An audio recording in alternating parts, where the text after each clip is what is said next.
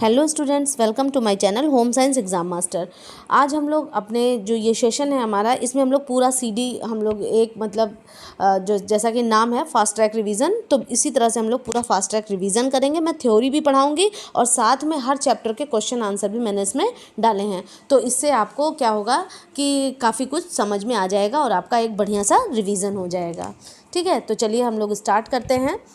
और अगर पढ़ाया हुआ समझ में आता है तो प्लीज़ कमेंट करें, लाइक करें, शेयर करें और मेरा चैनल ज़रूर सब्सक्राइब करें। तो बढ़ते हैं हम लोग आज के अपने टॉपिक की तरफ। तो आज जैसा कि हाँ, बच्चों ने डिमांड की थी कि चाइल्ड डेवलपमेंट है, मतलब कि आपको सीडी से पढ़ा दिया जाए। तो सीडी में मैंने स्टार्ट किया है। तो यहाँ पर हम क्या करेंगे, बाल विकास की जब भी हम बात करते हैं तो बाल विकास का अर्थ एवं क्षेत्र की बाल विकास का अर्थ क्या होता है। तो विकास जो है ये एक सार्वभौमिक प्रक्रिया है जो कि सारे विश्व में पाई जाती है और ये आपको हर जगह देखने के लिए मिलती है। ऐसा नहीं कि किसी एक विशेष क्षेत्र में विकास हो रहा है दूसरे में नहीं है। तो ये एक सार्वभौमिक प्रक्रिया है आपकी। और जो ये बाल विकास की जो शाखा है, जो उसका जो जैसे मनोविज्ञान की एक नवीनतम शाखा है और आधुनिक युग में बाल विकास के अध्ययनों में मनोवैज्ञानिकों की दिन प्रतिदिन रुचि बढ़ती जा रही है। इस क्षेत्र में हुए अध्ययनों ने बालकों के जीवन को सुखी, समृद्धशाली और प्रशंसनीय बनाया है। ठीक है, तो अब हम लोग कुछ बढ़ते हैं। ये तो मैंने आपको इंट्रोडक्शन थोड़ा सा बता दिया बाल विकास का कि बाल विकास होता क्या है। तो कुछ लोगों की परिभाषाएं हैं जो कि अक्सर एग्जाम में आ जाती हैं। तो अगर मैं वाटसन की बात करूं तो वाटसन महोदय ने कहा कि तुम मुझे एक बच्चा दे दो, उससे मैं डॉक्टर, इंजीनियर, चोर कुछ भी बना सकता हूं। ठीक है, तो इन्होंने किसको, वातावरण को ज़्यादा महत्व दिया। सिगमंड फ्रॉयड ने लिखा कि मनुष्य 4 से 5 वर्ष की आयु में जो भी बनना होता है वह बन जाता है। ठीक है, किसने, सिगमंड फ्रॉयड ने। परिभाषाएं आप देखते हुए चलेंगे। फिर उसके बाद अगर हम बात करें एडलर महोदय की, तो एडलर महोदय ने कहा कि शैशव जीवन का पूर्ण रूप से तैयार करता है। ठीक है, तो जो शैशव है मतलब कि जब बच्चा 0 से 2 ईयर में होता है तो वो जीवन को पूर्ण रूप से तैयार कर देता है। तो ये किसका कथन है, ये एडलर महोदय का कथन है। तो ये डिफिनीशन मुझे इंपॉर्टेंट लगी तो इसलिए मैंने आपको ये बता दिया। अब यहाँ से जहाँ से प्रश्न आता है कि अगर पूछ ले आपसे कि बाल विकास का क्षेत्र क्या है, मैं इसमें सब कुछ आपको पढ़ाऊंगी कि आपकी जो पूर्व गर्भकालीन अवस्थाएं हैं और फिर उसके बाद जितनी भी आपकी अवस्थाएं हैं उनके बारे में और गर्भावस्था के बारे में, मतलब सारी चीज़ों को बताऊंगी। तो मैं स्टार्ट हम लोग यहाँ से कर रहे हैं। तो बाल विकास का क्षेत्र, तो स्कोप जो है वो बाल विकास का जो क्षेत्र है वो कौन कौन सा है। तो पहले की बात हम करें तो वो सबसे पहला क्षेत्र उसमें हो जाता है वातावरण और बालक, कि बालक का वातावरण पर क्या प्रभाव पड़ता है। तो इस क्षेत्र में यहाँ पर देखेंगे कि बालक को जैसे वातावरण में हम रखते हैं बालक उसी प्रकार का हो जाता है, लेकिन हम वंशानुक्रम को भी इग्नोर नहीं कर सकते। इसीलिए वंशानुक्रम एवं वातावरण जो है वो क्या है, एक ही सिक्के के दो पहलू हैं। तो अगर आ जाए एग्जाम में कि क्षेत्र में क्या है, तो उसका जो क्षेत्र है उसको हम लोग इस प्रकार से भी वर्गीकृत कर सकते हैं कि कौन कौन सी समस्याएं हैं जिनका निदान। तो सबसे पहले वातावरण और बालक। फिर उसके बाद दूसरे की बात करें, अध्ययन विधियाँ। अध्ययन विधियाँ कौन कौन सी होती हैं, तो ये जब बाल विकास में हम लोग कौन कौन सी अध्ययन विधि, 2 प्रकार की अध्ययन विधि का प्रयोग करेंगे हम लोग। एक होती है क्रॉस सेक्शनल और दूसरी होती है लॉन्गिट्यूडनल। 2 प्रकार की अध्ययन विधियां अगर पूछी जाएं तो ये 2 प्रकार की अध्ययन विधियां होती हैं। मतलब एक होती है क्रॉस सेक्शनल में समकालीन और लॉन्गिट्यूडनल में जो है ये आपकी ये दीर्घकालीन अध्ययन प्रणाली है। अच्छा, क्रॉस सेक्शनल में क्या होता है, कुछ नहीं, अगर हमें मान लीजिए किसी बच्चे के जीवन का अध्ययन करना है, तो अगर हमें बाल्यावस्था का अध्ययन करना है तो हम क्या करेंगे, उसी एज ग्रुप के बहुत सारे बच्चों को ले लेंगे। ठीक है, किसी की आयु 7 वर्ष है, किसी की 8 है, किसी की 12 है, तो हमने ले लिया 6 से 12 वर्ष में, तो अलग अलग बच्चे को ले लिया, तो फिर उसके बाद उसका अध्ययन कर लिया, तो हमने अपना कंक्लूजन निकाल दिया। और लॉन्गिट्यूडनल में क्या होगा, मतलब उसमें कई लोगों को ना लेकर के सिर्फ एक ही व्यक्ति को लेंगे और उसी के ऊपर पूरा उसका जीवन जब तक चलेगा तो उसी के ऊपर पूरा अध्ययन करेंगे। तो लॉन्गिट्यूडनल जो है ये क्या होती है, बड़ी खर्चीली और बहुत ही लंबे समय तक चलने वाली ये अध्ययन होता है। तीसरे की अगर हम बात करें कि जो हमारा तीसरा अध्ययन है उसमें क्या है, व्यक्ति का निर्धारण व मूल्यांकन। तो बहुत सारे टेस्ट हैं जिसके टेस्ट के माध्यम से मूल्यांकन किया जाता है कि बच्चे का आईक्यू लेवल क्या है, उसकी फिजिकल स्थिति क्या है, मेंटल स्थिति क्या है। ठीक है, और संवेगात्मक रूप से वो कितना मजबूत है। तो ये क्या किया जाता है, उसका निर्धारण, असेसमेंट ऑफ द इंडिविजुअल का क्या किया जाता है, असेसमेंट किया जाता है। अब बात असेसमेंट की चली है तो 2 तरह के असेसमेंट होता है, एक होता है आपका फॉर्मेटिव और दूसरा होता है आपका समेटिव असेसमेंट। ठीक है। Summative, formative assessment step by step होता है, मतलब ये लगातार चलता रहता है। जैसे कि कुछ नहीं, बहुत अच्छा सा एग्जांपल है यूनिट टेस्ट का, ठीक है। यूनिट टेस्ट हो रहे हैं बार बार और उससे क्या हम अपने आप को असेस कर रहे हैं कि हम कितने पानी में हैं। और समेटिव असेसमेंट में उसमें एक साथ, जैसे आपका फाइनल एग्ज़ाम एक बार में हो जाए तो उस समय जो असेसमेंट होगा वो आपका समेटिव असेसमेंट के अंतर्गत आएगा। तो इस प्रकार से जो मनोवैज्ञानिक हैं वो विशेषताओं को मापने के लिए विभिन्न प्रकार के परीक्षण करते हैं और उनका निर्माण करते रहते हैं। फिर उसके बाद स्कोप में ही बात हम करें तो असामान्य बालकों का अध्ययन, जिसमें जो एब नॉर्मल आपके चिल्ड्रन हैं उनका अध्ययन किया जाता है कि उनकी एबनॉर्मलिटीज़ का पता लगाया जाता है कि किस प्रकार से बालक के शारीरिक और मानसिक योग्यताओं और विशेषताओं का विकास दोषपूर्ण तरीके से होता है तो बालक के व्यवहार और व्यक्तित्व में असामान्य लक्षण पैदा हो जाते हैं, ठीक है। तो उसमें कौन कौन सी हो जाती है, जैसे आपका फीबल माइंड हो जाएगा, मतलब कि कमज़ोर हो जाएगी आपका दिमाग, बौद्धिकता आपकी क्या हो जाएगी, कमज़ोर हो जाएगी। प्रॉब्लम चिल्ड्रन इसी के अंतर्गत आते हैं, और जिसे किसी प्रकार की डिजीज़ हुई है बच्चे को। और फिर उसके बाद अगर हम बात करें कि अपराधी बच्चे इसी श्रेणी के अंतर्गत आते हैं, असामान्य बालकों के अंतर्गत आते हैं। और जैसे जिसका मान लीजिए मेंटल लेवल थोड़ा ठीक नहीं है और फिज़िकली वो उतना स्ट्रांग नहीं है, तो ये सारी चीज़ें क्या है, इसके असामान्य बालकों के अंतर्गत आते हैं। फिर उसके बाद इसी में अगर हम बात करें तो एक वर्ड आपने समावेशी शिक्षा है, समावेशी की शिक्षा की बात हम जब करते हैं तो जो डिसेबल्ड चिल्ड्रन हैं उन्हीं के लिए इनका प्रयोग किया गया है। और समावेशी शिक्षा अगर आ जाए तो आपको ये करना है कि ऐसा नहीं है, उसमें प्रश्न में इस तरह से पूछता है कि सामान्य बच्चों के साथ बिठाकर पढ़ाएंगे या किसके साथ, तो हाँ बिल्कुल, जैसे सामान्य बच्चों के साथ आप ट्रीट करते हैं उनको कुछ स्पेशल फैसिलिटीज़ दे करके आप उसी तरह से उनको ट्रीट करेंगे। तो बिल्कुल भी आपको ये नहीं करना है कि उनके लिए अलग से विद्यालय खोलें या अलग से कोई चीज़ करें, तो इस तरह का आंसर, निगेटिव आंसर कुछ भी नहीं देना है, ओके। फिर उसके बाद समायोजन संबंधी समस्याएं, तो समायोजन संबंधी समस्याओं में क्या हो जाएगा कि बाल विकास में बालक की विभिन्न प्रकार, जैसे उनका समायोजन, जैसे पृथक पृथक जगह पर वो जाते हैं, उनका स्कूल में कैसा समायोजन है और वो संवेगात्मक उनका कैसा समायोजन है, अपने कलीग्स के साथ वो कैसे रहते, मतलब अपने जो पीयर ग्रुप है उनके साथ उनका कैसा समायोजन है। तो समायोजन संबंधी जो समस्याएं, इनका भी अध्ययन हमारे बाल विकास के अंतर्गत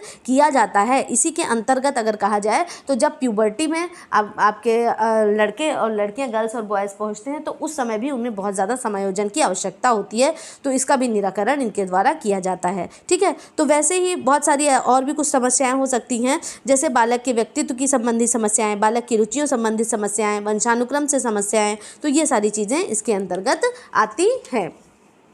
बात अब हम करते हैं कि बालक व्यवहार और अंतःक्रिया, बालक का व्यवहार और अंतःक्रिया, बालक कैसा व्यवहार करता है और अपने समाज में रहने वालों के साथ, अपने पड़ोसियों के साथ, अपनी फैमिली के साथ किस तरह से अंतःक्रियाएं करता है, इसका भी अध्ययन आपको बाल विकास के अंदर देखने को मिलेगा। फिर मानसिक प्रक्रियाओं के अंतर्गत अगर हम बात करें तो मानसिक प्रक्रियाएं जैसे प्रत्यक्षीकरण, स्मृति, चिंतन, साहचर्य, अधिगम तथा कल्पना आदि हैं जो हैं, उन मानसिक प्रक्रियाओं का भी अध्ययन चाइल्ड डेवलपमेंट के अंतर्गत किया जाता है। फिर व्यक्तिगत भिन्नताओं का अध्ययन, तो आप एक प्रश्न आता है और कहेंगे कि क्या प्रत्येक बच्चा विशिष्ट है, तो उसमें क्या होगा, सभी बच्चे एक समान नहीं होते, प्रत्येक बच्चा क्या है, विशिष्ट है, ठीक है। कभी भी दो बच्चे एक समान नहीं हो सकते और प्रत्येक बच्चा क्या है, विशिष्ट है।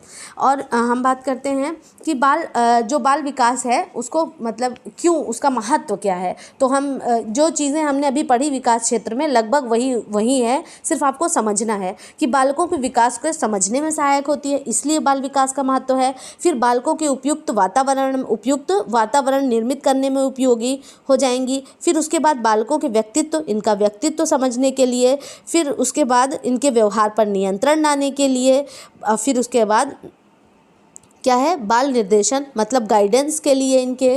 फिर उसके बाद है कि useful understanding the nature of children, कि बच्चों की समझ को यूज़फुल बनाएं, आप पॉजिटिव वे में लेकर के जाएं, ठीक है। और बालकों के शिक्षण और शिक्षा में तो ये उपयोगी हैं ही। तो इस तरह से हमारा जो फर्स्ट है वो आपका चाइल्ड डेवलपमेंट का स्कोप एंड इम्पॉर्टेंस जो है ये दोनों क्लियर होता है। तो इसी क्रम में हम क्या क्वेश्चन आंसर्स को सॉल्व करेंगे और हमारा आज का इसी से यह प्रश्न है इसमें। ठीक है, तो आप देखें, गर्भावस्था से मृत्यु तक व्यक्ति में परिवर्तन होता है। कैसा परिवर्तन होता है? शारीरिक, शारीरिक तथा मानसिक, उपयुक्त सभी। तो यहाँ पर गर्भावस्था से मृत्यु तक व्यक्ति में परिवर्तन, बिल्कुल उसकी मानसिकता में परिवर्तन होता है, शारीरिक उसमें फिजिकल भी, जैसे बड़ा होता है फिर बूढ़ा होने लगता है तो फिजिकली भी उसमें परिवर्तन होता है, मानसिकता में भी परिवर्तन होता है, शारीरिक तथा मानसिक ये दोनों, और उपयुक्त सभी। तो करेक्ट आंसर इज उपयुक्त सभी।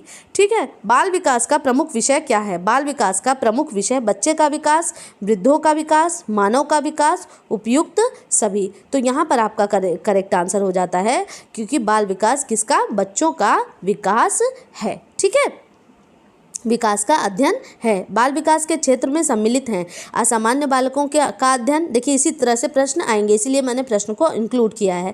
असामान्य बालकों का अध्ययन, मापन एवं मूल्यांकन संबंधी समस्याएं, समायोजन संबंधी समस्याएं, उपयुक्त सभी। तो यहाँ पर उपयुक्त सभी यहाँ पर करेक्ट हो जाएगा। तो ये नहीं हम कह सकते कि प्रश्न कहाँ से पूछा जाए, ईजी होता है, लेकिन अगर हमने पढ़ा है तो हमें आंसर देना बहुत ही आसान हो जाता है। तो हमने पढ़ा था ना कि समायोजन संबंधी समस्याएं, मापन एवं मूल्यांकन, असामान्य बालकों का अध्ययन, ये सभी उसके अंतर्गत आता है। बाल विकास महत्वपूर्ण है क्योंकि यह बालकों के विकास में समझने में सहायक है, बालकों के लिए उपयुक्त वातावरण निर्मित करने में उपयोगी है, बालकों के व्यक्तित्व का विकास को समझने में उपयोगी है, उपयुक्त सभी। तो अभी अभी हमने पढ़ा महत्व में ये सारी चीजें आएंगी, उपयुक्त सभी यहाँ पर करेक्ट आंसर हो जाएगा। फिर अगला है हमारा, बाल विकास में अध्ययन किया जाता है किसका?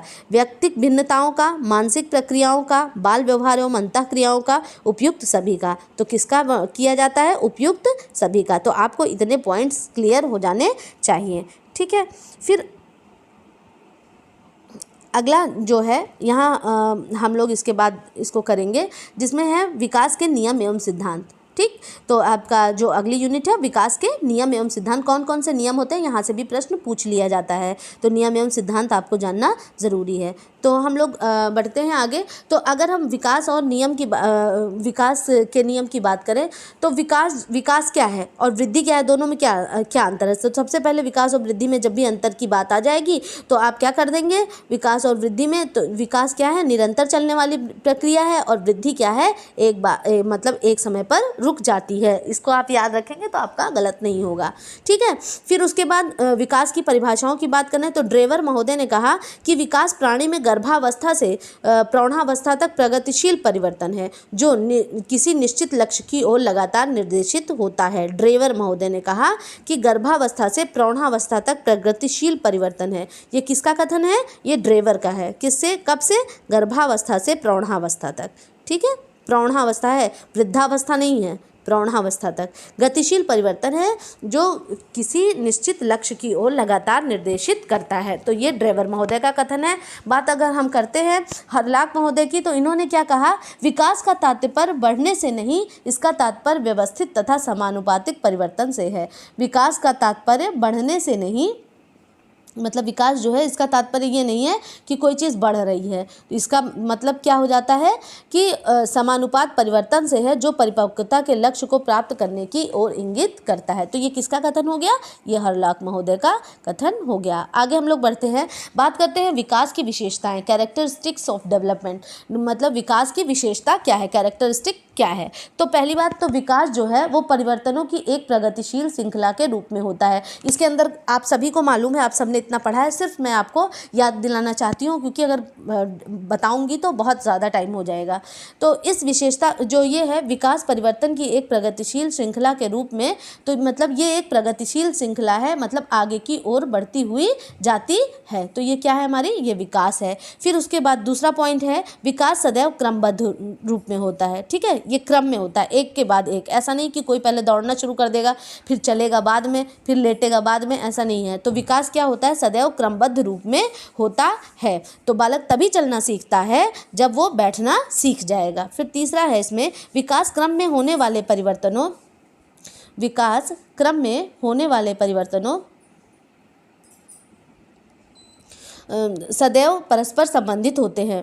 मतलब जो एक परिवर्तन है वो दूसरे से क्या आपस में संबंधित होते हैं। जैसे अगर हम कहें कि बालक का क्रियात्मक विकास तभी अच्छा होगा जब क्या होगा, उसका संवेगात्मक, सामाजिक तथा मानसिक विकास भी अच्छा होगा। अच्छा, अगर ये पूछा जाए कि अगर इसका शारीरिक विकास, संवेगात्मक विकास कब किस बालक का अच्छा होगा, तो सबसे पहली चीज़ कि अगर उसका मेंटल डेवलपमेंट ढंग से हो रहा है तो उसके और सारे विकास बहुत ही अच्छे ढंग से होंगे। फिर उसके बाद हमारा विकास और वृद्धि की जो हम बात कर रहे थे कि विकास और वृद्धि क्या होती हैं, दोनों में ही परिवर्तन होता है। उसमें जो असमानताएं जो हैं, असमानताओं की बात अगर हम करते हैं तो असमानताएं क्या, वृद्धि एक समय तक, विकास जो होता है वो निरंतर होता है और वृद्धि एक समय पर आने पर रुक जाती है। और विकास क्या है, विकास गुणात्मक है, जबकि वृद्धि कैसी है, मात्रात्मक है। यहाँ से वृद्धि एवं विकास में अंतर पूछा गया है, तो आप इसको देख सकते हैं कि आपका जो विकास है, विकास क्या है, विकास है आपका गुणात्मक। ठीक है, तो विकास क्या है, गुणात्मक है, और वृद्धि क्या है, मात्रात्मक है। मात्रा में परिवर्तन होता है ना, जैसे लंबाई, वेट, हमारे इन सारी चीज़ों में परिवर्तन हो जाता है। फिर उसके बाद विकास जो है वो प्रकार्यात्मक परिवर्तनों से संबंधित है, जबकि अभिवृद्धि संरचनात्मक परिवर्तनों से संबंधित है। विकास गर्भावस्था से लेकर मृत्यु तक चलता है, और जबकि अभिवृद्धि केवल 20-22 वर्ष तक होती है। तो इस तरह से देखेंगे तो वृद्धि एवं विकास में अंतर आपको समझ में आ जाएगा। अगर विकास के नियम की बात करें, विकास का नियम एग्जाम में पूछा गया है, तो विकास का नियम जो है उसकी बात करते हैं तो पहला नियम उसका क्या है, उसके कुछ नियम हैं, उसको आप जानें कि कौन कौन से नियम हैं, इसको आप नोट डाउन भी कर लें।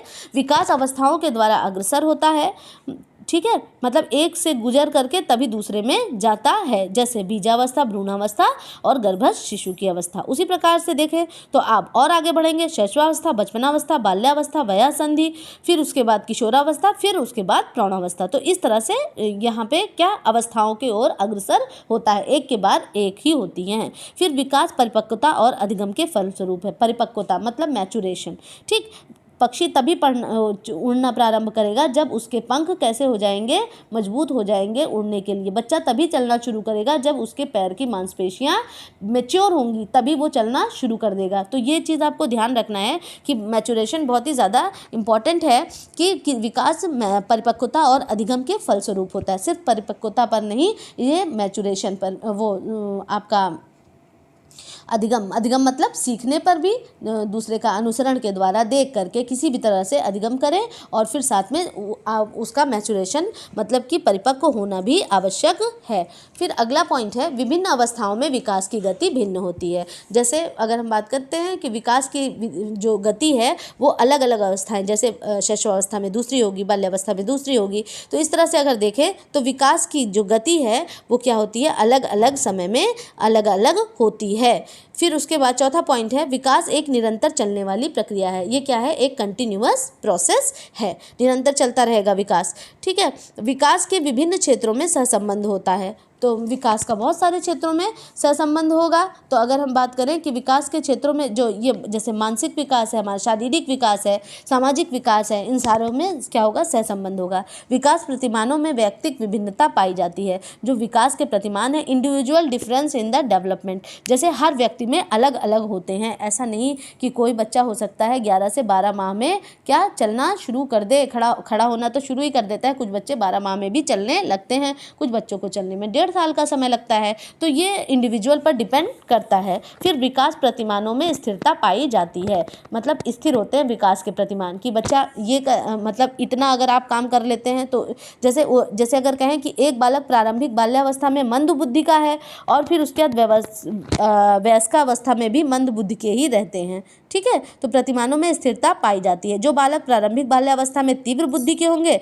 वो वयस्कावस्था में भी तीव्र बुद्धि के होंगे। तो ये सारी चीज़ें होती हैं विकास प्रतिमानों में स्थिरता के अंतर्गत। फिर उसके बाद प्रत्येक विकास को अवस्था को विशिष्ट गुण होते हैं। जो विकास की अवस्थाएं हैं उनके अपने विशिष्ट गुण होते हैं। जैसे अगर हम बात करें कि जो हमारी शैशवावस्था है, यहाँ से प्रश्न पूछा जा सकता है, इसको देखें आप। शैशवावस्था जो है वो तीव्र जिज्ञासा की अवधि होती है। जो शैशवावस्था है उसमें बच्चा क्या होता है, बहुत जिज्ञासु होता है। ये कैसी होती है, तीव्र जिज्ञासा की अवधि होती है।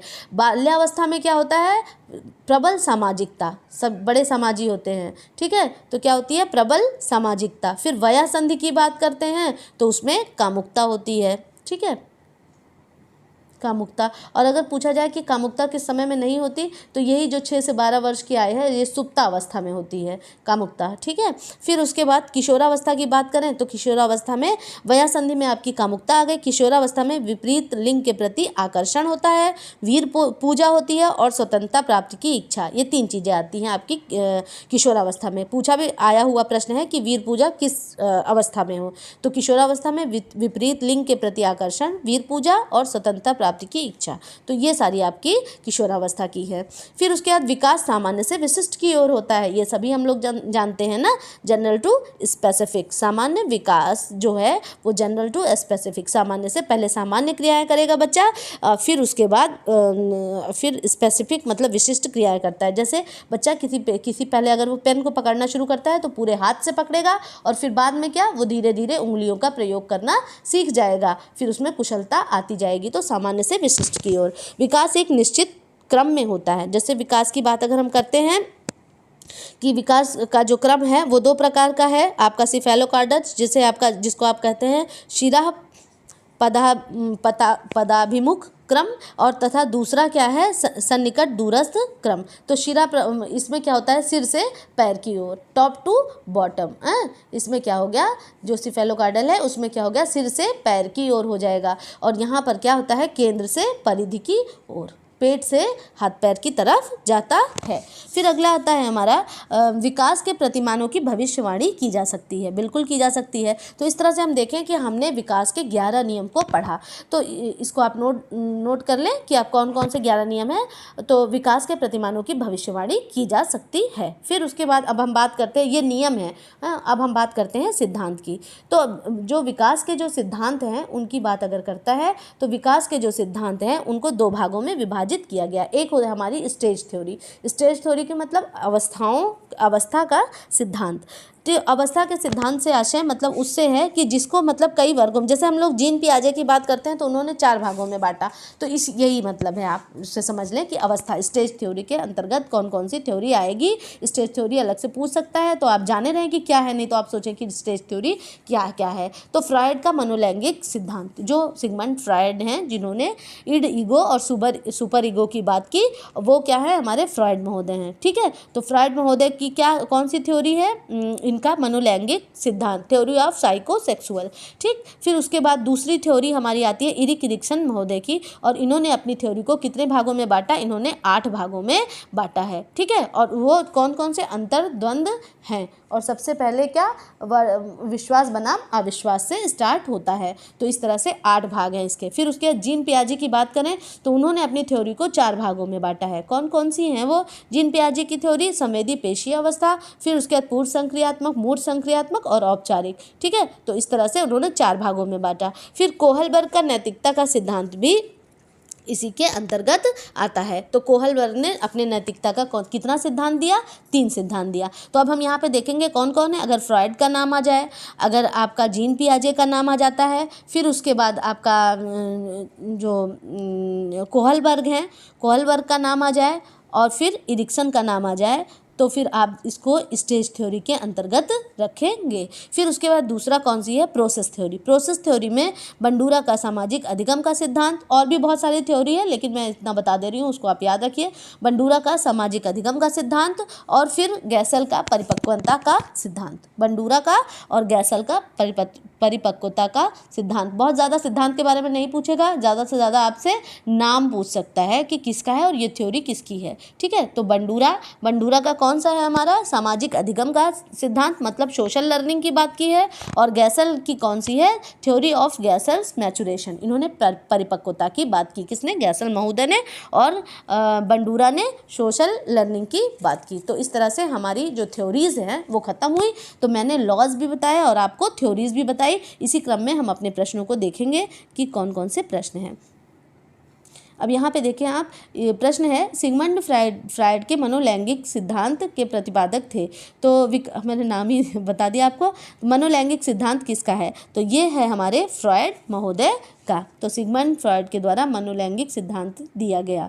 फिर उसके बाद अवस्था का सिद्धांत के अंतर्गत निम्नलिखित सिद्धांत नहीं है। कौन सी है जो स्टेज थ्योरी में नहीं है? मैंने आपको बताया था फ्रॉयड है, फ्रॉयड की बात की थी। तो इड, ईगो और सुपर ईगो, इन्होंने 3 भागों में बांटा। और इन्होंने लिबिडो, जिसको कामुकता के लिए यूज़ किया था, ठीक है। फिर जिज्ञासा और मुमूर्षा भी इसी में फ्रॉयड ने ही बताया है। फिर इरिक एरिक्सन की बात करें तो इन्होंने 8 स्टेज में। गैसल के सिद्धांत की बात करते हैं तो ये प्रोसेस थ्योरी के अंतर्गत आते हैं। जीन पियाजे ने इन्होंने कितने भाग में? इन्होंने 4 भाग में अपनी थ्योरी को दर्शाया है। ओके, तो यहाँ पे जो ऑप्शन नंबर सी है आपका, गैसल का सिद्धांत, ये प्रोसेस थ्योरी में आएगा, ना कि स्टेजेस थ्योरी में, ठीक है। तो यहाँ अवस्था सिद्धांत में ये नहीं आएगा।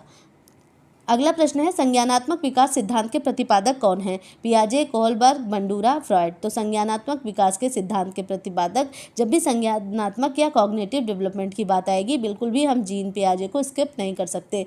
तो यहाँ पर करेक्ट आंसर होता है जीन पियाजे। मनोविश्लेषणात्मक सिद्धांत के प्रतिपादक कौन है? मनोविश्लेषणात्मक सिद्धांत जो है उसके प्रतिपादक हमारे कौन है? इरिक एरिक्सन महोदय हैं। कौन है? मनोविश्लेषणात्मक सिद्धांत के कौन है? हमारे इरिक एरिक्सन है। और ये जो मनोविश्लेषणात्मक सिद्धांत है, इसको क्या कहते हैं? साइको सोशल डेवलपमेंट, ठीक है। इरिक एरिक्सन का साइको सोशल डेवलपमेंट। अगला हमारा अभिवृद्धि किसको कहते हैं? शरीर की बढ़ोतरी को, मानसिक बढ़ोतरी को, सामाजिक वृद्धि को, चारित्रिक वृद्धि को। तो जो ये अभिवृद्धि है, ये हम लोग किसको कहेंगे? ये शरीर की बढ़ोतरी को कहते हैं।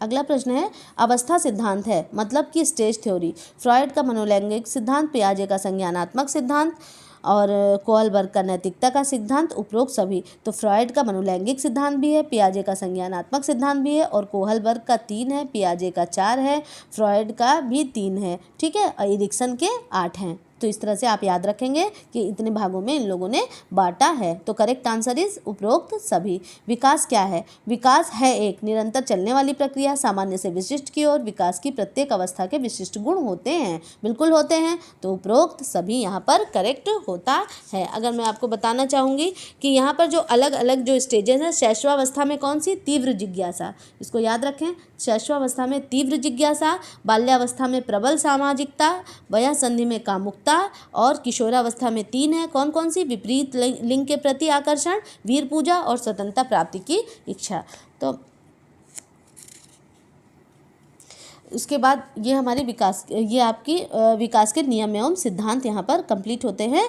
उसके बाद हम लोग बढ़ते हैं अपने अगले उसकी तरफ। तो अगला है, अब मैं बताऊंगी आपको विकास की अवस्थाएं। विकास की कौन कौन सी अवस्थाएं होती हैं? तो विकास की जो अगर हॉलॉक महोदय की बात करूं तो उन्होंने विकास की अवस्थाओं को 2 भागों में बांटा है। एक जन्म से पूर्व की अवस्था और एक जन्म के बाद की अवस्था। तो जन्म से पूर्व की अवस्था को हम क्या कहते हैं? उसको कहते हैं प्रीनेटल डेवलपमेंट। क्या कहते हैं? Prenatal development. और जन्म के बाद की अवस्था को हम क्या कहेंगे? Postnatal development. Postnatal development. Savita Saxena की बुक बहुत बढ़िया है, अगर आप उसको प्रेफर करें तो आपके बहुत सारे डाउट्स उससे क्लियर हो सकते हैं।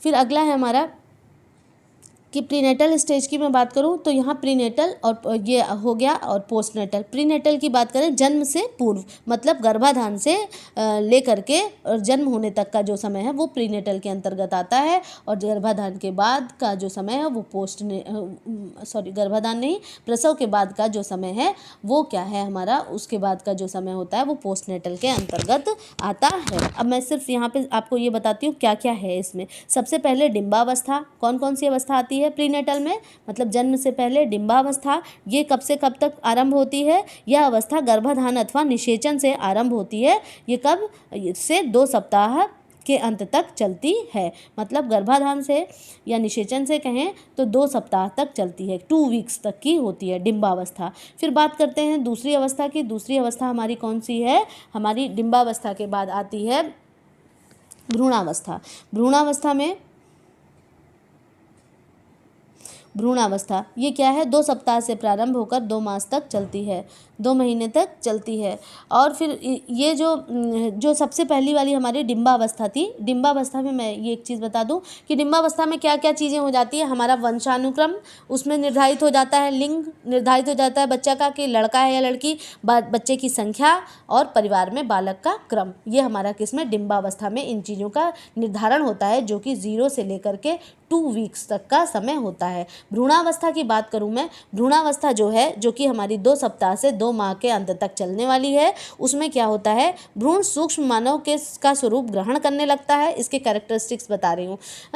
वहाँ क्या होता है, मानव का स्वरूप ग्रहण करने लगता है, समस्त प्रमुख विकास आरंभ हो जाता है। इसका क्रम इस प्रकार होता है कि सिर के क्षेत्र का विकास पहले और धड़ का बाद में होता है, और भ्रूण गर्भ में घूमने भी लगता है, और शरीर के सभी आवश्यक आंतरिक एवं बाह्य स्वरूप एवं विशेषताएं निश्चित हो जाती हैं। अपरा मतलब प्लासेंटा है आपका, फिर उसके बाद जो आपकी एम्बिलिकल कॉर्ड है मतलब आहार नाल है, तथा शिशु की जो झिल्ली है जिसको एमनियोटिक सैक कहते हैं, इन सभी का निर्माण दूसरे मतलब 2 सप्ताह से लेकर 2 महीने तक हो जाता है।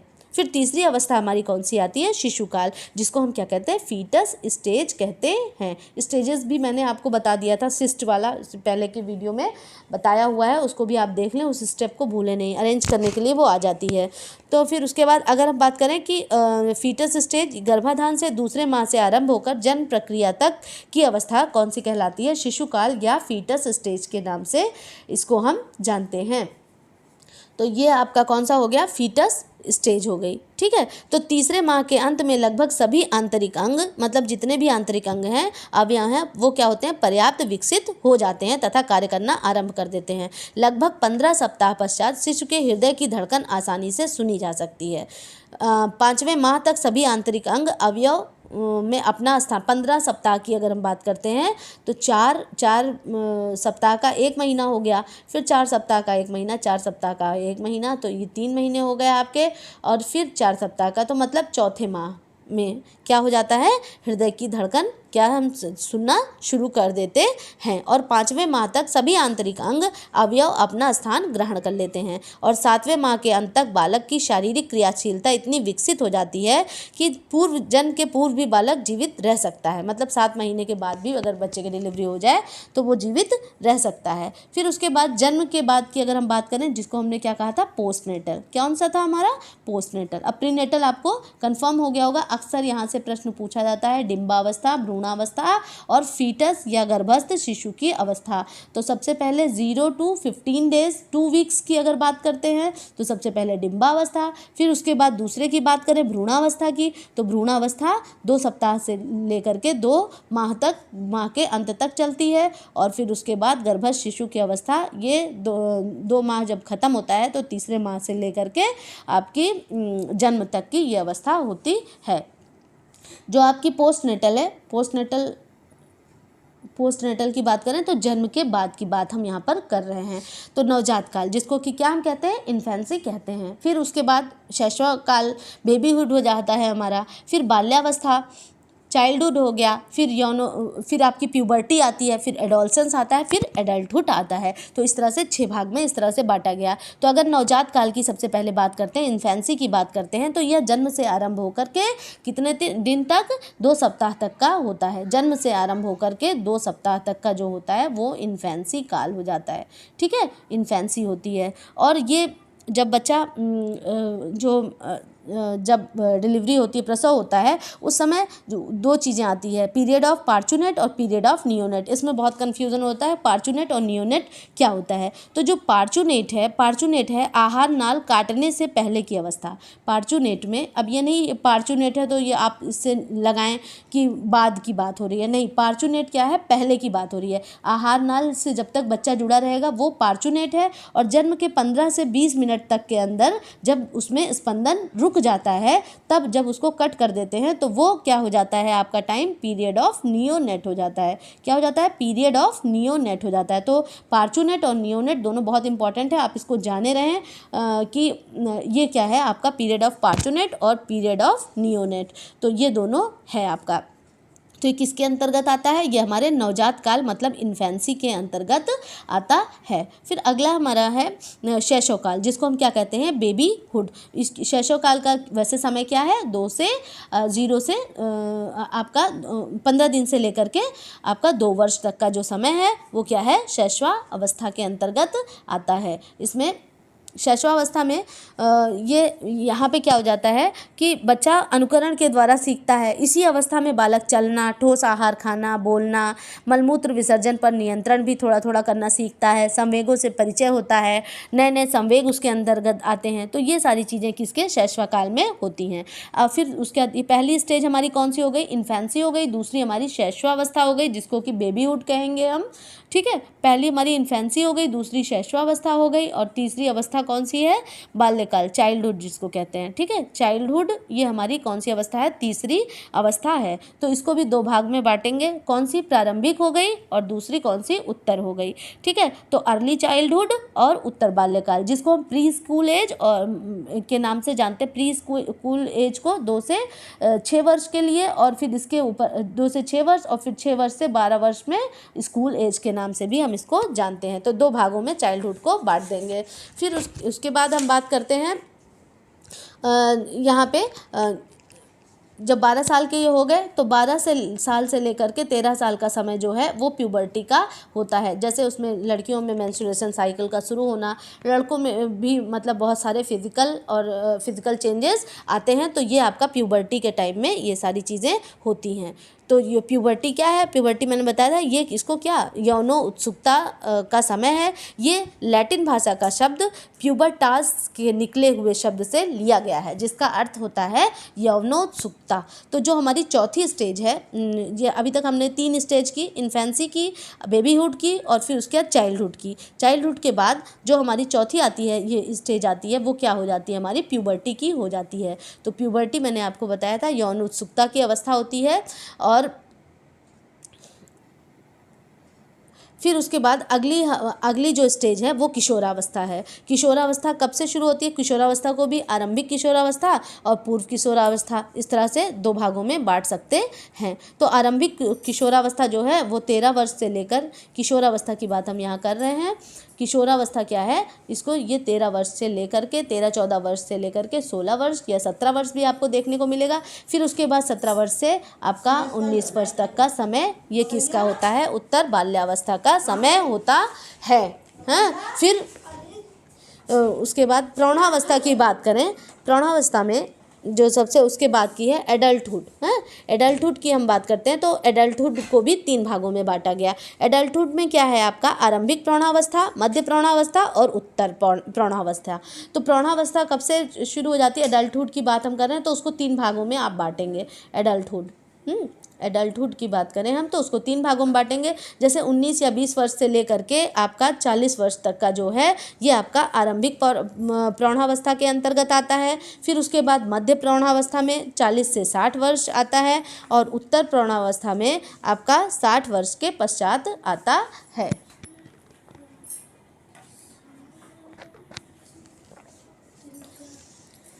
तो इस तरह से इसका भी डिवीज़न कर दिया गया। तो मैंने पूरा आपको बता दिया कि किस तरह से आप विकास की अवस्थाओं को डिवाइड करेंगे।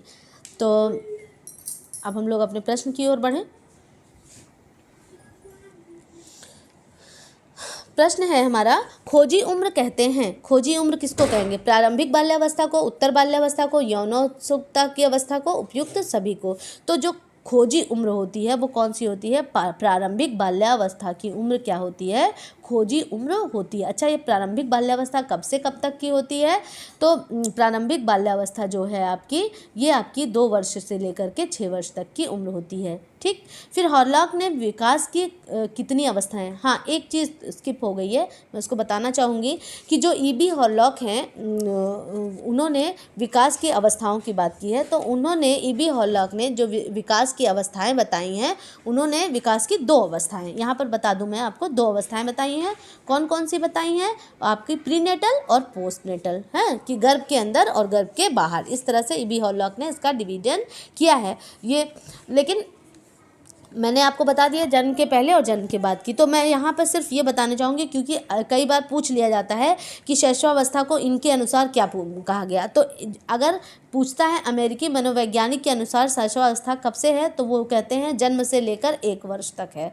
ठीक है। अगर ईबी हॉरलॉक के अनुसार शैशवावस्था को पूछा जाए तो ईबी हॉरलॉक ने कहा 14 दिन से लेकर के 2 वर्ष का समय होता है ईबी हॉरलॉक का। ठीक है। फिर रॉस महोदय के अनुसार, अगर रॉस महोदय की बात करूं तो उन्होंने शैशवावस्था को 1 से लेकर के 3 वर्ष तक का माना है। ठीक। फिर उसके बाद फिर जो जोन्स हैं, जोन्स महोदय ने विकास की कितनी वो शैशवावस्था को जन्म से 5 वर्ष तक माना है। तो जोन्स का हो गया 5 वर्ष, रॉस का हो गया 3 वर्ष। ठीक है। रॉस का कितना हो गया, 1 से 3 वर्ष हो गया।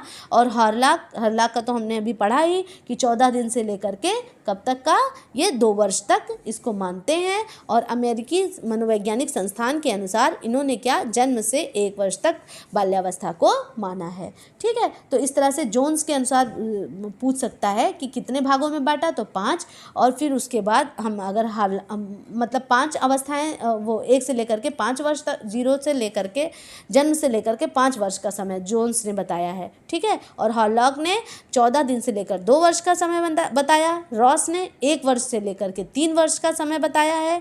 तो आप इसको याद रखेंगे, रॉस ने 3, जोन्स ने 5, हॉरलॉक ने 2 वर्ष तक का समय बताया है। तो ये आपको क्लियर हो गया होगा। पार्टूनेट अवस्था होती है, तो जो मैंने आपको बताया था कि पार्टूनेट कौन सी अवस्था होती है, 5 से 10 मिनट की, 10 से 15 मिनट की, 15 से 20 मिनट की, 20 से 25 मिनट की। तो पार्टूनेट जो अवस्था होती है ये 15 से 20 मिनट की अवस्था होती है। तो ये पीरियड ऑफ पार्टूनेट और पीरियड ऑफ नियोनेट से प्रश्न पूछा है।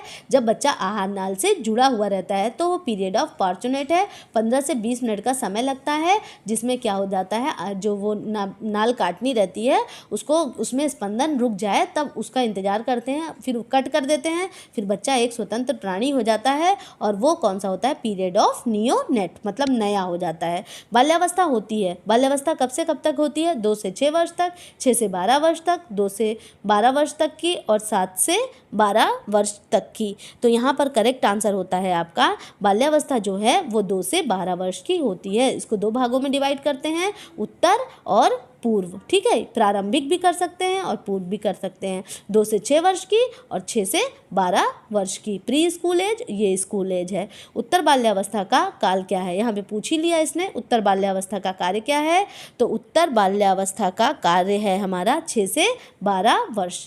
कब तक काल है इसका, समय क्या है, 6 से 12 वर्ष।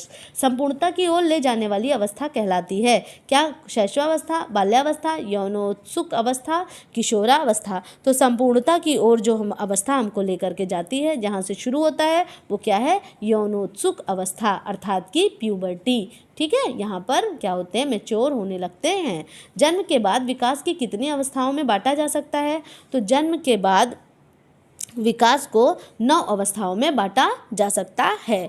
तो वही उत्तर बाल्यावस्था, पूर्व बाल्यावस्था, प्रौढ़ावस्था, मध्य अवस्था, इस तरह से अगर जोड़ेंगे तो विकास के बाद, मतलब कि जन्म के बाद विकास की अवस्थाओं को कितने भागों में हम लोग बांट सकते हैं, तो जन्म के बाद विकास सबसे पहले कौन सी हमारी हो गई, शैशवावस्था हो गई, फिर उसके बाद बाल्यावस्था हो गई, उसके बाद बाल्यावस्था के बाद आपकी प्यूबर्टी हो गई, प्यूबर्टी के बाद हमारी किशोरावस्था हो गई, किशोरावस्था के बाद युवावस्था हो गई। तो इस तरह से अगर हम देखें तो 1 2 3 4 5 हो गई, और इसको 2 भागों में बांट दिया, पूर्व और बाद वाला। ठीक है।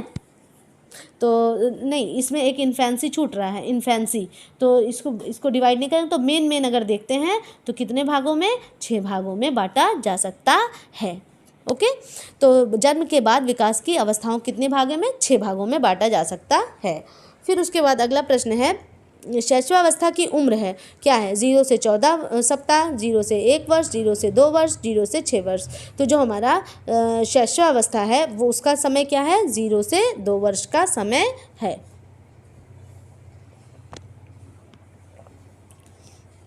अगला प्रश्न है, पूर्व बाल्यावस्था की उम्र है, पूर्व बाल्यावस्था मतलब पहले वाला, तो पूर्व बाल्यावस्था की उम्र जो है हमारी वो 0 से लेकर के 6 वर्ष तक है। देखिए हम ऑप्शन के अकॉर्डिंग जाएंगे। ठीक है। तो शैशवावस्था की बात करें तो 2 वर्ष तक अगर शैशवावस्था हो गई तो फिर 2 से 6 वर्ष तक होना चाहिए था पूर्व बाल्यावस्था, लेकिन यहाँ पर ऑप्शन में है नहीं, तो इसलिए 0 से 6 वर्ष को हम करेक्ट मानेंगे। अगला है हमारा वृद्धावस्था कितने वर्ष के बाद आरंभ होती है? तो 60 वर्ष के बाद कौन वृद्धावस्था आरंभ होती है। अगला हमारे रिक्त स्थानों की पूर्ति कीजिए। थोड़ा सा मेरा इसको यहाँ लगा मुझे, तो आप थोड़ा जानिए इसके बारे में। आंसर नीचे लिखे हुए हैं, आप इसको देख भी सकते हैं। पूर्व बाल्यावस्था की आयु होती है तो कौन सी, जो आपकी पूर्व बाल्यावस्था है उसकी आयु कितनी होती है? 2 से 6 वर्ष की होती है। देखिए अभी पीछे अलग दिया हुआ था, लेकिन यहाँ पर देखिए अलग से दे दिया है। तो कितनी होती है? 2 से 6 वर्ष की होती है। उत्तर बाल्यावस्था की आयु कितनी होगी? 6 से 12 वर्ष होगी। शैशवावस्था की आयु कितनी होगी हमारी? 0 to 2 ईयर। जन्म के पूर्व विकास की अवस्थाएं होती हैं, 3 अवस्थाएं होती हैं। फिर उसके बाद प्रौढ़ावस्था की उम्र का वर्ष क्या होता है, मतलब एडल्टहुड का, तो 19 से लेकर के 60 वर्ष तक का जो है वो प्रौढ़ावस्था होती है, और 60 वर्ष के बाद कौन सी? वृद्धावस्था होती है। बढ़ते हैं हम लोग आगे। अब यहाँ पर मैंने आपको वृद्धि एवं विकास का भी प्रश्न करवा दिया था, तो आप वहाँ से भी देख सकते हैं वृद्धि और विकास के बारे में। हम लोग थोड़ा सा इस पर भी डिस्कशन करेंगे। हाँ, तो विकासात्मक कार्य क्या है? तो विकासात्मक कार्य क्या है? जो कि पॉजिटिव, हमारे जो पर्सनैलिटी में कुछ पॉजिटिव चीज़ें लेकर के आती है, वही क्या हमारे विकासात्मक कार्य होते हैं। और क्या ये निश्चित उम्र, निश्चित समय और मैच्योरिटी पर हमारे शरीर में प्रेजेंट होते हैं। जैसे हैविंग हस्ट महोदय ने कहा कि विकासात्मक कार्य वह कार्य है जो किसी निश्चित आयु व्यक्ति में प्रकट होता है। इस कार्य की सफलता उससे प्रसन्नता तथा असफलता से दुख प्राप्त होता है। बाद के कार्यों में कठिनाई आती है। तो ये क्या है कि सफलता वो है कि सफलता से क्या होती है? खुशी मिलती है, और असफलता से दुख प्राप्त होता है। ठीक है, विकासात्मक कार्य की बात यहाँ पर कर रहे हैं हम लोग। तो विकासात्मक कार्य है, उस पर एक प्रभाव डालने वाले कौन कौन से तत्व हो सकते हैं? ये हमारे जो डेवलपमेंटल टास्क हैं उस पर कौन कौन से? एक हो गई हमारी मैच्योरिटी होगी तभी किसी कार्य को कर पाएंगे। कल्चर, बहुत सारे कल्चर में बाधाएं होती हैं, इस कार्य को करो, इसको मत करो। और व्यक्तित्व मूल्य, मतलब हमारी जो पर्सनल वैल्यूज़ हैं वो हमको कार्य करने के लिए मोटिवेट करती हैं या फिर रोकती हैं। तो ये तीनों जो फैक्टर हैं ये विकासात्मक कार्य को प्रभावित करते हैं।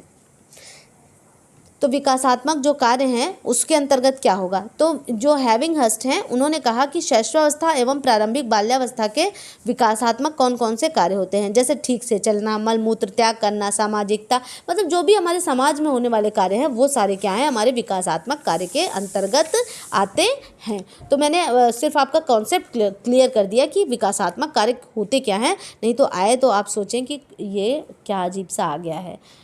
अगला है हमारा विकास का अर्थ है वृद्धि, प्रगति, परिवर्तन, उपयुक्त, सभी। तो यहाँ पर जो विकास है वहाँ पर ये सारी चीज़ें, आपकी प्रगति हो रही है, वृद्धि हो रही है, परिवर्तन हो रहा है, ये सारी चीज़ें क्या आपके विकास के अंतर्गत आती हैं। विकासात्मक कार्य में असफलता के लिए उत्तरदायी कारक क्या है? उपयुक्त अवसर प्राप्त न होना, वांछित अभिप्रेरणा प्राप्त होना, उपयुक्त दोनों, कोई भी नहीं। तो विकासात्मक कार्य की असफलता के लिए क्या चीज़ उत्तरदायी है? दोनों चीज़ है कि आपको अवसर भी नहीं प्राप्त हो रहा है और अभिप्रेरणा भी नहीं मिल रही, मोटिवेशन भी नहीं मिल रहा है। तो ये दोनों उसके कारण हो सकते हैं। किशोरावस्था का विकासात्मक कार्य नहीं है। बौद्धिक कौशलों का विकास, संवेगात्मक स्वतंत्रता, किसी व्यक्ति को उसके शारीरिक अस्तित्व के साथ स्वीकार कर चलना सीखना। तो ये जो है यहाँ पर चलना सीखना, किशोरावस्था के विकासात्मक कार्य क्या चलना सीखना है? नहीं, ये हमारा किसका है? ये हमारा शैशवावस्था का विकासात्मक कार्य है। तो हर एज के अलग अलग विकासात्मक कार्य हैं। शैशवावस्था का विकासात्मक कार्य क्या है? चलकर सीखना, ठोस भोजन ग्रहण करना, वार्तालाप सीखना, उपयुक्त, सभी। तो यहाँ पर जो शैशवावस्था है उसके विकासात्मक, हाँ बिल्कुल चलना सीखेगा, फिर उसके बाद खाना, सॉलिड डाइट लेना शुरू करेगा, बातचीत करना, अनुसरण के द्वारा इन सारे कार्यों को बच्चा करता है। अगला है हमारा, इसमें मेंशन नहीं है,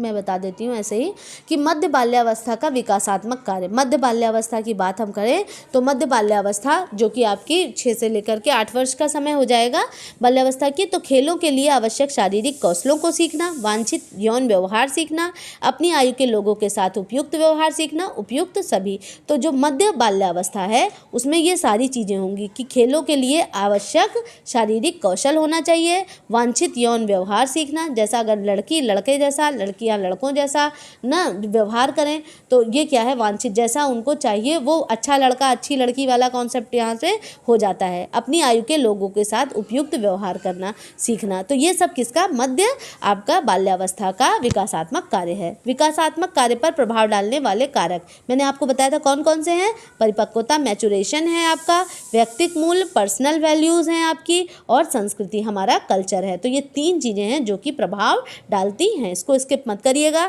फिर विकासात्मक कार्य वह कार्य है जो निश्चित आयु पर व्यक्ति के प्रकट होता है और इस कार्य की सफलता से उसे प्रसन्नता तथा असफलता से दुख प्राप्त होता है, बाद के कार्यों में कठिनाई आती है। यह कथन किसका है, गिडिंग्स का, हैविंगहर्स्ट का, गिलफर्ड का, हॉरलॉक का। तो जैसे इस लेक्चर शुरू हुआ था मैंने आपको बताया था ये कथन किसका है, हैविंगहर्स्ट का है। और ये समझिएगा कि इन्होंने क्या कहा, सफलता करने पर प्रसन्नता और असफलता से दुख की प्राप्ति होती है। और अगर हम बात करें कि विकास को प्रभावित करने वाले कारक, तो विकास को प्रभावित करने वाले कारक कौन कौन से होते हैं, तो विकास को हमारे प्रभावित करने वाले कारक होते हैं वंशानुक्रम एवं वातावरण। तो इसको बिल्कुल स्किप नहीं कर सकते, हमें जैसा माहौल मिलेगा, हमारा जैसा वंशानुक्रम होगा, हम उसी हिसाब से काम करेंगे। ठीक है, वंशानुक्रम एवं वातावरण।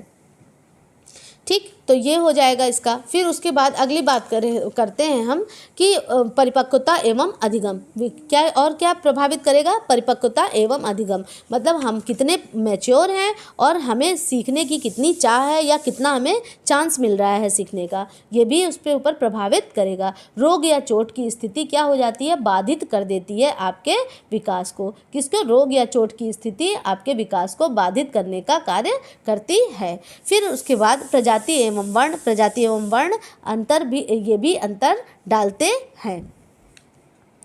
जैसे अगर अमेरिका के जो गोरे लोग हैं उनका पोषण स्तर ज़्यादा अच्छा है जो कि वहाँ की निग्रो जनजाति से, तो वहाँ पर भी देखने में मिलता है कि मानसिक स्तर उनका ज़्यादा ऊंचा होता है। फिर बुद्धि की बात करें तो बुद्धि से इस पे फ़र्क पड़ता है क्योंकि बालक की बुद्धि भी एक बहुत महत्वपूर्ण कारक है, क्योंकि जो भी विकास होना है, अगर बच्चा बुद्धिमान है, तीव्र बुद्धि वाले बच्चे हैं, बच्चे का विकास मंद बुद्धि वाले बच्चों की अपेक्षा तीव्र गति से होता है। दुर्बल बुद्धि बालकों में चलना, बैठना, दौड़ना, बोलना, अन्य कौशल का विकास तीव्र बुद्धि बालकों की अपेक्षा धीमे होता है।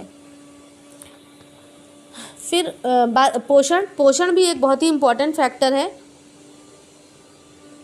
जितना बढ़िया खाएंगे हमारा मेंटल और फिजिकल डेवलपमेंट उतना अच्छा होगा। यौन भेद भी असर डालता है। बहुत सारे परिवारों में लड़के लड़कियों में बहुत ज़्यादा अंतर करते हैं और जिससे क्या होता है, लड़कियां आगे नहीं निकल पाती और लड़के आगे निकल जाते हैं। अंतःस्रावी ग्रंथियां, जो अंतःस्रावी ग्रंथियां हैं ये भी इस पर प्रभाव डालती हैं। तो जो अंतःस्रावी ग्रंथियां क्या हैं, इसमें क्या होता है कि अंतःस्रावी ग्रंथियां अपने हार्मोन रक्त में प्रत्यक्ष तौर पर मिला देती हैं। अंतःस्रावी ग्रंथियां अपने हार्मोन को रक्त में क्या करती हैं, प्रत्यक्ष तौर पर मिला देती हैं। ये आपकी 2 तरह की ग्रंथियां हैं। ग्लैंड्स की बात करें तो अंतःस्रावी और बहिर्स्रावी 2 तरह की ग्रंथियां हैं। तो ये जो हार्मोन, अंतःस्रावी से हार्मोन निकलता है, हार्मोन का सिक्रीशन होता है, और जो बहिर्स्रावी ग्रंथियां होती हैं उनसे किसका सिक्रीशन होता है, एंजाइम्स का सिक्रीशन होता है। और ये हार्मोन किस में मिल जाते हैं, डायरेक्ट ब्लड में मिल जाते हैं। तो अंतःस्रावी ग्रंथियों की बात करें तो सबसे पहली कौन सी हो जाएगी, हमारी पीयूष ग्रंथि, जिसको हम लोग किस नाम से जानते हैं, उसको हम लोग मास्टर ग्लैंड के नाम से जानते हैं। तो हमारी जो पीयूष ग्रंथि है वो क्या है, वो मास्टर ग्लैंड, मतलब कि आपकी पीयूष ग्रंथि, पिट्यूटरी ग्लैंड। ठीक, तो ये पीयूष ग्रंथि हो गई आपकी मास्टर ग्लैंड। और ये इसका कार्य क्या है, कि इस ग्रंथि के न्यून कार्यों से बालकों में विचित्र प्रकार का बौनापन, अगर इसमें कम श्रावण होगा तो बौनापन आ जाएगा, और अगर ज़्यादा सिक्रेशन हो जाएगा तो भीमकाय शरीर हो जाएगा। आप इतना याद रखिए तो आपको याद रहेगा, वृद्धि के लिए ये आवश्यक होती है। फिर पीनियल ग्रंथि, पीनियल ग्रंथि जो है वो क्या है, इसे डेकार्टे ने आत्मा का निवास माना है, इसकी क्रियाएं अभी अज्ञात हैं। पीनियल ग्रंथि, ठीक है, पीनियल ग्रंथि हो गई। गल ग्रंथि की बात करें तो हम थायराइड ग्रंथि की बात करेंगे। थायराइड गल ग्रंथि में क्या, थायराइड है, और इसमें क्या होता है, इसकी कमी से सुस्ती, मोटापा और त्वचा संबंधी बीमारी हो सकती है। बालकों में इस स्थिति को क्या कहते हैं, मिक्स एडेमा कहते हैं, जिससे क्या हो जाता है, बुद्धि का ह्रास हो जाता है। फिर उसके बाद आपकी गल ग्रंथि, जैसे थायराइड ग्लैंड है, इसका सिक्रेशन नहीं होता है तो क्या हो जाता है, तो क्या हो जाता है, आयोडीन की कमी हो जाती है, गॉइटर नामक रोग देखने को मिलता है। उपगल ग्रंथि की बात करें, जिसको हम क्या कहते हैं, पैराथायराइड, थायराइड और पैराथायराइड। अब इसी तरह से आप जो आपकी इंडोक्राइन ग्लैंड्स हैं उनके बारे में भी आप जान जाएंगे। तो पैराथायराइड ग्लैंड जो हैं उनकी संख्या कितनी है, पैराथायराइड ग्लैंड की संख्या 4 होती है, और ये कम क्रियाशील होने पर क्या हो जाता है, बालक में मांसपेशियों में तनाव, कंपन एवं उत्तेजना स्थिति जन्म लेती है। फिर 5वें नंबर पर आपकी आती है एड्रिनल ग्लैंड। एड्रिनल ग्रंथि उससे कौन से 2 श्रावण होते हैं, कौन कौन से, एड्रेनिन तथा कोर्टीन। कौन कौन से, एड्रेनिन तथा कोर्टीन। एड्रेनिन के अधिक मात्रा में स्रावित होने पर बालक में स्थायी संवेगिक स्थिति उत्पन्न हो सकती है, जिससे कि रक्तचाप बढ़ जाएगा या पाचन क्रियाएं रुक जाएंगी, ठीक है। और जो कार्टिन नामक हार्मोन है, इससे क्या हो जाता है, इसमें मानव में एडिसन नामक बीमारी हो जाती है, इसमें भी व्यक्ति क्या हो जाता है, बहुत सुस्त हो जाता है। तो ये किसके द्वारा हुआ, एड्रिनल ग्रंथि के द्वारा हुआ। फिर सेक्स ग्लैंड की बात करें, सेक्स हार्मोन की, तो ये जैसे जो एस्टेरोन्स हैं, और ये स्त्रियों एवं पुरुषों में यौन संबंधी परिवर्तन लाती हैं, जिसमें हमारा प्रोजेस्टेरॉन है और एस्ट्रोजन है ना, और मेल में है टेस्टोस्टेरोन। तो ये सारे जो हार्मोन हैं ये क्या, यौन ग्रंथियों, सेक्स ग्लैंड से स्रावित होते हैं, और अगर इसमें ये ज़्यादा इसका स्रावण होने रहे तो यौन परिपक्वता क्या हो जाती है, बहुत जल्दी आ जाती है। अगर हम बात करते हैं थाइमस ग्लैंड की, तो थाइमस ग्लैंड को आप याद रखिएगा कि यह बाल्यावस्था की ग्रंथि है, और इसके कार्यों के जो ये है कि बाल्यावस्था समाप्त हो जाने पर ये क्या हो जाता है, इसका ह्रास हो जाता है। ओके, तो ये सारी चीज़ें हैं जो आपके विकास पर प्रभाव डालती हैं। वायु एवं प्रकाश भी इस पर प्रभाव डालेगा, पारिवारिक वातावरण भी प्रभाव डालेगा, पड़ोस का वातावरण भी आपके विकास को पर प्रभावित होगा, और विद्यालय एवं समाज का वातावरण, सांस्कृतिक वातावरण, तो ये सारे वातावरण है जो कि क्या प्रभावित करते हैं। बढ़ते हैं अपने प्रश्न की ओर। हमारा प्रश्न है, वंशानुगत कारक वे जन्मजात विशेषताएं हैं जो बालक से जन्म के समय ही पाई जाती हैं। तो ये किसका कथन है, तो वंशानुगत जो कारक हैं, जन्मजात विशेषताएं, ये किसका है, डिक मेयर का कथन है। जन्मजात जो बालक के जन्म के समय में ही पाई जाती हैं, वंशानुक्रम। तो क्या ये डिंबावस्था में हो जाती हैं, हाँ हो जाती हैं। मैंने आपसे बताया था लिंग का निर्धारण, वंशानुक्रम, ये सब क्या डिंबावस्था में ही निर्धारित होते हैं, जो कि 0 से लेकर 15 दिन तक का समय है। अगला प्रश्न है, बालक के विकास को प्रभावित करने वाला तत्व क्या है, वंशानुक्रम एवं वातावरण, आवृत्तियाँ, सामाजिकरण, रुचियाँ। तो यहाँ पर करेक्ट आंसर हो जाता है, बालक के विकास को प्रभावित करने वाला क्या है, वंशानुक्रम एवं वातावरण है, जो कि दोनों एक ही सिक्के के 2 पहलू हैं।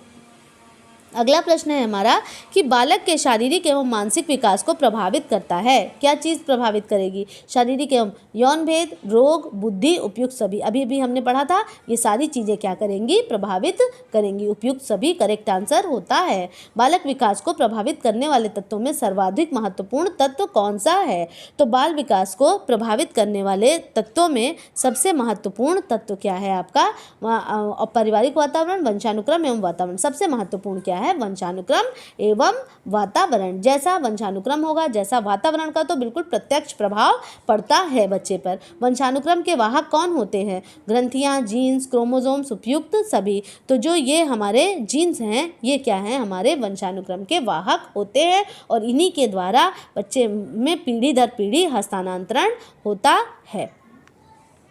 इतना आपका ये पोर्शन कंप्लीट हो गया। इसके बाद हम लोग स्त्री प्रजनन अंग के बारे में पढ़ेंगे, जिससे कि बहुत ज़्यादा प्रश्न पूछे जाते हैं।